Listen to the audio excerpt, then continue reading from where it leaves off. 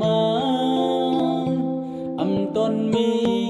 có hát có tan say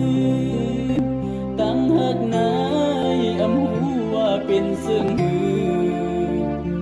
หันเปิ้นสมกันคอยเปิ้นอยู่ก็ติเลยเฮ็ดเสื่องหือมาหูเสือเมื่อมีก็น้องเข้ามาสอนให้สา